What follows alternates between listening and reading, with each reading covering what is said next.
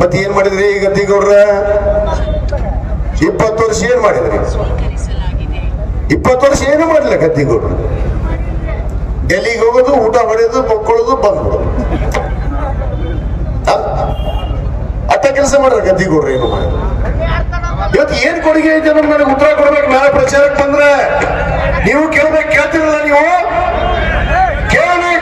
ನೀವು ಭಾರತ ದೇಶದ ಪ್ರಜೆಗಳಾಗಿದ್ರೆ ಇವತ್ತು ಗದ್ದಿಗೌಡರಲ್ಲ ಪ್ರಧಾನಮಂತ್ರಿ ನರೇಂದ್ರ ಮೋದಿ ಬಂದ್ರು ಕೇಳಬೇಕು, ಬಾಗಲಕೋಟೆ ಜಿಲ್ಲೆಗೆ ಇವತ್ತು ಏನ್ ಕೊಡುಗೆ ಐತಿ. ಇದೇ 2019ರಾಗ ನರೇಂದ್ರ ಮೋದಿ ಅವರು ಬಂದ್ರು. ಏನಿಲ್ಲಿ ನೇಕಾರರು ಇದ್ದಾರೆ ನಮ್ಮ ಬಾಗಲಕೋಟೆ ಜಿಲ್ಲೆಯಲ್ಲಿ, ನೇಕಾರರಿಗೆ ಒಂದು ಒಳ್ಳೆ ಕೊಡುಗೆಯನ್ನು ಕೊಡ್ತೀನಿ ಅಂತ ಹೇಳಿ ಭಾಷಣ ಮಾಡುವ ನನ್ ನೆನಪೈತಿನ. ಏನ್ ಕೊಟ್ರಪ್ಪ ನೇಕಾರರಿಗೆ? ನೇಕಾರ ಪರಿಸ್ಥಿತಿ ಏನೈತಿ ಗೊತ್ತಾ ನಮ್ಗೆ? ಅವ್ರ ಕಚ್ಚಾ ಮಾಲ್ ಎಲ್ಲಾ ಬೆಲೆ ಏರಿಕೆ,